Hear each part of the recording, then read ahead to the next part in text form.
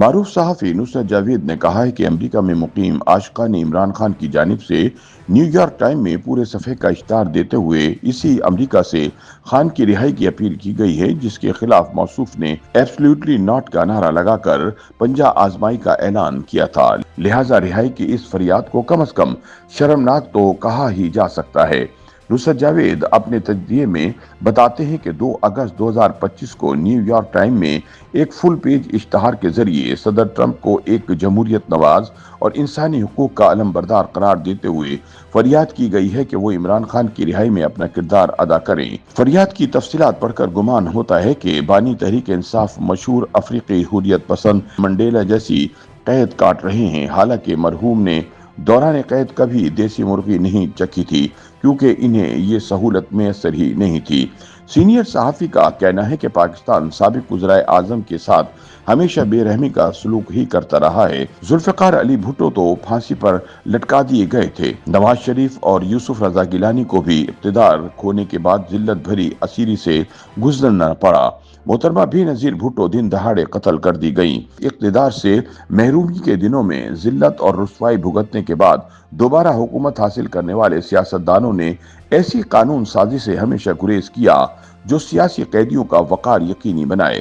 عمران خان باریاں لینے والے چور اور لٹیروں کے متبادل کے طور پر سیاست میں آ کر وزیر اعظم کے منصب پر فائز ہوئے تھے۔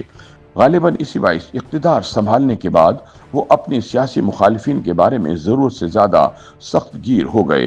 1990 کی دہائی میں طویل جدوجہد کے بعد قومی اسمبلی کے اسپیکر کو یہ اختیار دلوایا گیا تھا کہ وہ اگر جیل میں بند کسی رکن کی ایوان میں موجودگی کا حکم صادر کرے تو اس حکم کی ہر صورت تعمیل ہوگی، لیکن عمران خان کے لگائے اسپیکر اسد قیصر نے اس اختیار کو اپنے کپتان کی خوشنودی کی خاطر کبھی استعمال نہیں کیا تھا۔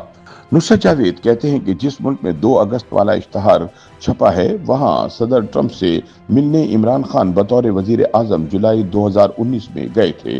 وائٹ ہاؤس جانے سے قبل انہوں نے اپنے عاشقان کے ایک بڑے ہجوم سے واشنگٹن میں خطاب کیا اور تالیوں کی گونج میں یہ وعدہ کیا کہ وطن لوٹتے ہی وہ جیل میں بند سابق وزیر اعظم نواز شریف سے ٹھنڈے ایئر کنڈیشن کی سہولت بھی واپس لے لیں گے۔ یہ الگ بات کہ ان کے وطن لوٹنے کے چند ہی روز بعد نواز شریف کو خرابی صحت کے نام پر لندن منتقل کرنا پڑا۔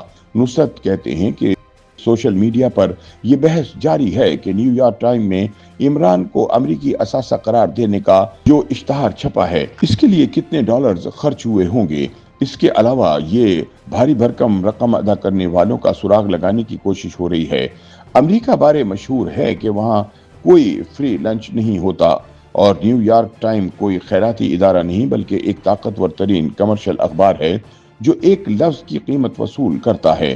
ایسے میں عمران کے نادان دوستوں سے پوچھنا یہ ہے کہ امریکہ میں اتنے برس گزارنے کے باوجود وہ اس حقیقت کے بارے میں کیوں بے خبر ہیں کہ صدر ٹرمپ نیو یارک ٹائم کو لیفٹ لبرل خیالات کا حامل سمجھتا ہے اور اسے فیک نیوز پھیلانے والوں میں سر فہرست رکھتا ہے۔ نصرت جاوید کہتے ہیں کہ امریکہ میں مقیم عاشقان عمران کو اگر بھاری بھرکم رقم خرچ کرنے کی توفیق میسر ہے تو تھوڑی محنت کے بعد ٹرمپ کے پسندیدہ چینل فاکس پر عمران کے بیٹوں کا انٹرویو بھی کروایا جا سکتا تھا، لیکن خان کے عاشقان یہ حقیقت بھی بھول گئے کہ جس شخصیت کو وہ عمران پر ظلم و ستم کا تنہا ذمہ دار ٹھہرا رہے ہیں، اسے ٹرمپ ہی نے تو 2 ماہ قبل وائٹ ہاؤس میں دوپہر کے کھانے پر بلایا تھا۔ یہ ملاقات طے شدہ وقت سے کہیں آگے تک چلی، جس کے نتیجے میں مختلف شعبوں میں پاک امریکہ تعلقات کو گہرا اور مضبوط تر بنانے کا سلسلہ بھی شروع ہو چکا ہے۔ اب حالات یہ ہیں کہ امریکہ اور پاکستان کے وفود اور اہم سیاسی رہنما تقریباً ہر روز ایک دوسرے کے ملک پہنچے ہوتے ہیں۔ عمران خان کے نادان دوستوں کو یہ بھی یاد نہیں رہا کہ اپریل 2022 میں تحریک عدم اعتماد کی بدولت برطرفی کے بعد ان کے ممدوح پاکستان کے تقریباً ہر شہر گئے تھے۔ عوام کے بھاری اجتماعات سے خطاب کرتے ہوئے انہوں نے پاکستانیوں کو کہانی سنائی کہ امریکہ انہیں سازش سے وزیر اعظم کے منصب سے ہٹانے کا ذمہ دار ہے۔ واشنگٹن کو ان کی یہ ادا پسند نہیں آئی، لیکن ایبسلیوٹلی ناٹ کا نعرہ دینے والے عمران امریکی جذبات کو جوتے کی نوک پر رکھ کر روسی صدر پوٹن سے ملنے چلے گئے۔ اس ملاقات کے بعد امریکہ میں مقیم پاکستانی سفیر کے حوالے سے کپتان نے یہ دعویٰ کیا کہ انہیں تڑیاں لگائی گئیں۔ ان तड़ियों का जिक्र इमरान खान ने इस्लामाबाद भेजे साइफर के जरिए रिकॉर्ड का हिस्सा बना दिया। लेकिन नुसरत जावेद कहते हैं कि मैंने साइफर कहानी पर एक लम्हे को भी एतबार नहीं किया, हालांकि पाकिस्तानियों की भारी तादाद इसे सच समझती रही। उनका कहना है कि कौमी यूथ ऐसा करते हुए इस गुमान में मुब्तला हो गई थी कि पाकिस्तान को बिल आखिर इकबाल का वो शहबाज मिल गया है जो पहाड़ों की चट्टानों पर बसेरा करते हुए दुनिया की वाहिद सुपर ताकत से पंजा आजमाई करना चाहता है। लिहाजा जिस अमेरिका से पंजा आजमाई की तवक्को थी, इसी के सदर से इमरान खान की रिहाई की फरियाद को कम से कम शर्मनाक तो कहा ही जा सकता है।